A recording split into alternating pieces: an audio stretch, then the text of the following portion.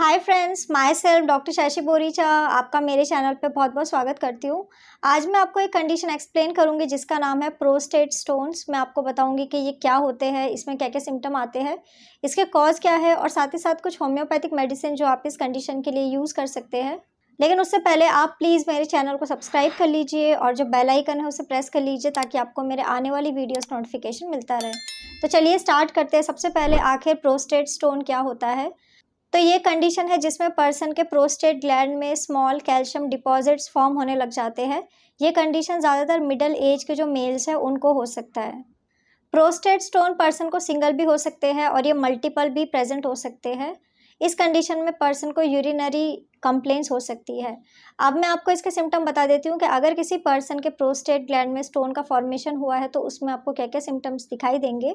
तो first important symptom यही है कि पर्सन को यूरिनेशन के टाइम में पेन होने लग जाता है, उनको यूरिनरी अर्जेंसी हो सकती है, उन्हें बार बार यूरिनेशन का फीलिंग आता है और ये कंडीशन ज़्यादातर उनको नाइट टाइम में ही होती है।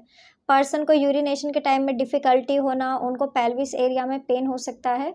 कई बार ये पेन माइग्रेट होकर बैक साइड में हो सकता है और उन्हें जेनाइटल एरिया में भी पेन हो सकता है, जैसे कि पर्सन को पेनिस में या फिर पेरिनियम एरिया में हो सकता है। स्क्रोटम या फिर एनस के आसपास भी पर्सन को पेन हो सकता है।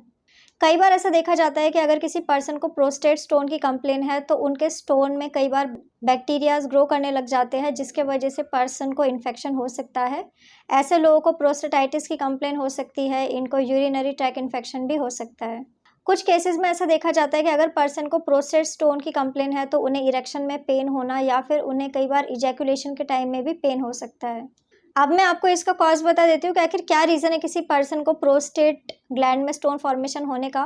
तो अब तक इसका कोई भी एग्जैक्ट कॉज नहीं पता कि आखिर ये प्रॉब्लम क्यों होती है, लेकिन पर्सन की एज बहुत ज़्यादा मैटर करती है। जैसे जैसे मेल्स की एज एडवांस होती है उनके स्टोन होने के चांसेस बढ़ जाते हैं। इसके अलावा एक नॉर्मल एजिंग प्रोसेस के वजह से भी पर्सन की बॉडी में स्टोन फॉर्मेशन हो सकता है। कई बार यूरिन के ब्लॉकेज होने की वजह से भी पर्सन को स्टोन का फॉर्मेशन हो सकता है।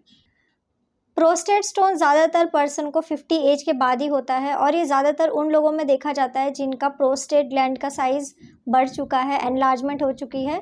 इसके अलावा अगर किसी पर्सन को प्रोस्टेट में कैंसर है तब भी उनमें कैल्सिफिकेशन देखा जाता है।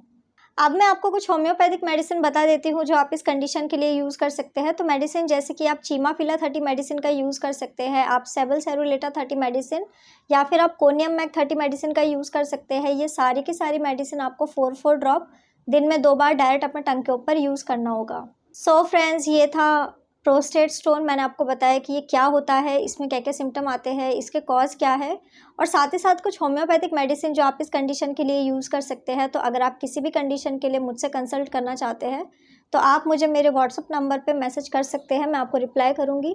तो अगर आपको मेरा ये वीडियो यूज़फुल और इन्फॉर्मेटिव लगा हो तो आप प्लीज़ इसको लाइक कर दीजिए और साथ ही साथ आप मेरे चैनल को सब्सक्राइब कर लीजिए और जो बेल आइकन है उसे प्रेस कर लीजिए ताकि आपको मेरे आने वाली वीडियोज़ का नोटिफिकेशन मिलता रहे। तो आज के लिए बस इतना ही। Thank you.